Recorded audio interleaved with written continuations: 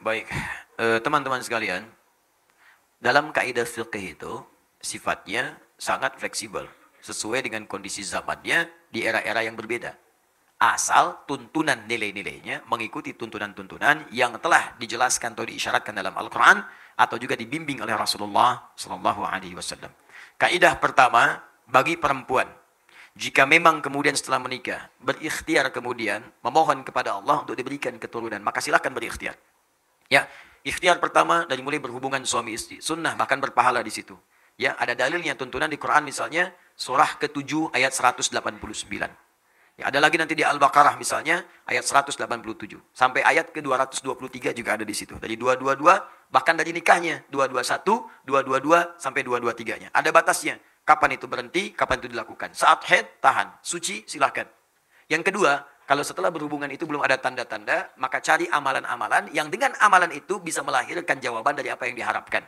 Rumus motivasinya ada di Quran surah 5 ayat 35. Ya ayyuhalladzina amanu taqullaha wabtaghu ilaihil wasilah.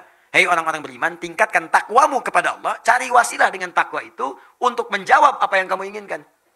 Misal Anda punya harapan nih, ya Allah saya pengen punya keturunan, 2 tahun belum ada, 3 tahun belum ada, 4 tahun belum ada. Apa cara terbaiknya? Kata medis gak bisa ini mustahil, kata klinis gak mungkin. Maka cara yang terbaik adalah kembali kepada Allah yang tidak punya batas. Semua akan dikasih. Bagaimana caranya? Allah berikan satu jalan, satu aja. Ittaqullah, tingkatkan takwa kepada Allah. Rumusnya takwa. Takwa itu disebutkan 115 kali dalam Al-Quran. Maka setiap menyebutkan kalimat takwa, di situ ada amalan. Keluarkan amalannya, tempuh amalan itu dengan niat untuk mendapatkan jawaban dari ikhtiar yang sedang dikerjakan. Apa contoh dari takwa itu? Salat. Karena kalimat takwa pertama dalam Al-Quran, bagi orang beriman disandingkan dengan salat. Dan mana dalilnya Ustaz? Quran surah kedua Al-Baqarah, ayat kedua sampai ketiga. Dzalikal kitabu la raiba fihi hudal lil muttaqin. Siapa orang takwa muttaqin itu? Ayat 3-nya. Alladzina yu'minuna bil ghaib wa yuqimunas shalah. Yaitu orang yang telah beriman kepada Allah walaupun tak nampak dalam pandangannya, maka dia memaksimalkan salat dengan membuktikan keimanannya kepada Allah. Buktikan iman dengan salat. Minta dalam salat, bangun, tunaikan salat. Dan lewati seperti orang biasa. Orang biasa cuma 5 waktu, Anda tambah dengan sunnah, bangun tahajud, bikin mihrab, salat di situ, minta, mohon kepada Allah dalam salat Anda. Ini pernah dicontohkan langsung, bahkan ada dalilnya, kisah Nabi Zakaria. Di Quran surah ketiga Ali Imran ayat 38 sampai 39. Bangkit salat di mihrab. Begitu salat berdiri minta kepada Allah, dalam berdirinya mohon. Ya hunalika da'a Zakaria Rabbah, di mihrab itu saat sedang salat Nabi Zakaria bermohon kepada Allah Rabbnya. Ya ingat ya, salat itu hal yang sangat penting untuk bermohon. Karena itu secara fikih salat disebut doa. As-salatu hiya doa, salat itu doa. Jadi kalau sedang sholat, minta. Ada 4 posisi yang paling strategis. 4, 1 berdiri, 2 saat rukuk, 3 saat sujud, 4 sesaat sebelum salam. Strategis untuk memohon kepada Allah, minta.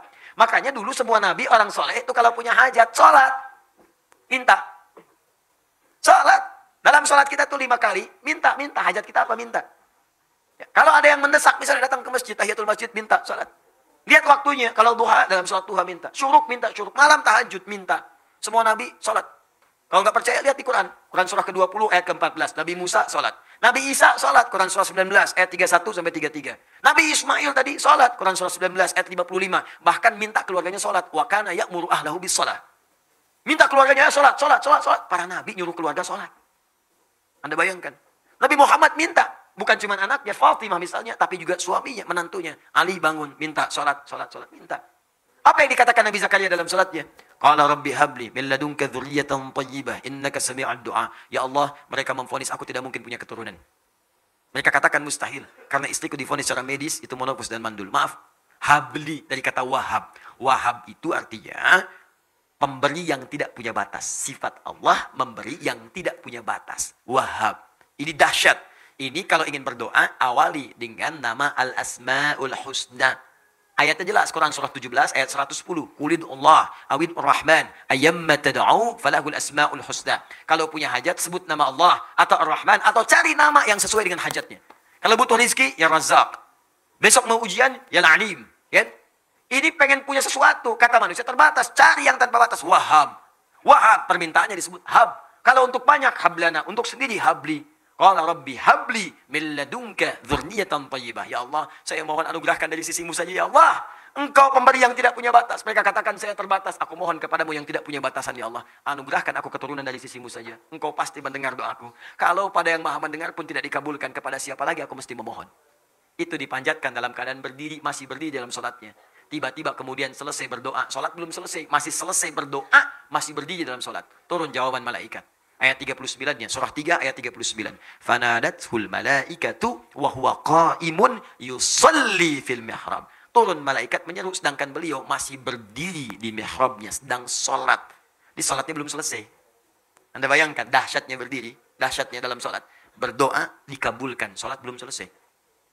Ustaz, kalau sudah dikabulkan begitu, nggak usah diterusin aja pas sholat Ustaz ya? Enggak juga. Sampai beres. Sebagai syukur kepada Allah. Ya. Turun.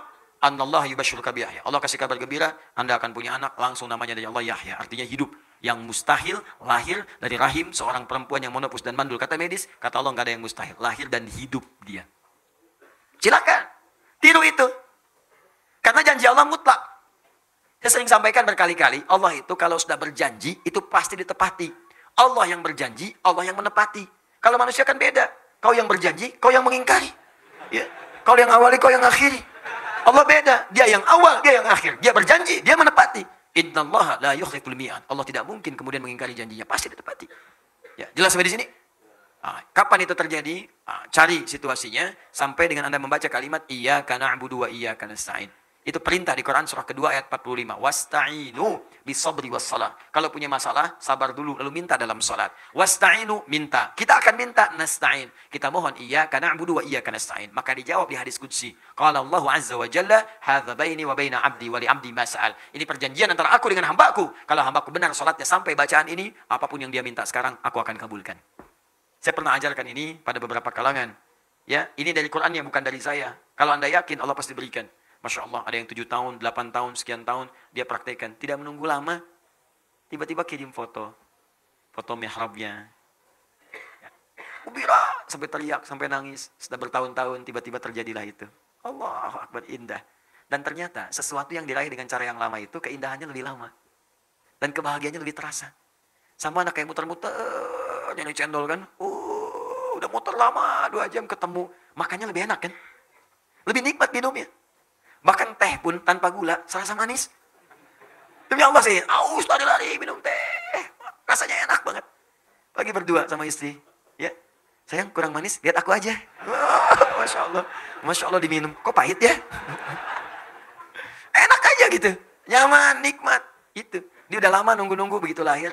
Indah. Masya Allah. Ya, dilihat-lihat, sayang-sayang, kecup-kecup dan sebagainya didoakan. Nah, kasus yang terakhir, ini agak berbeda. Dalam kondisi tidak seperti itu kondisinya di luar normal, turbah fallopiannya diangkat. Setiap yang di luar normal maka kaidahnya mustasnayat, dikecualikan dari yang biasa. Dikecualikan dari yang biasa. Kalau kondisi darurat maka kaidah fikihnya ad-daruratu tubihul mahdzurat.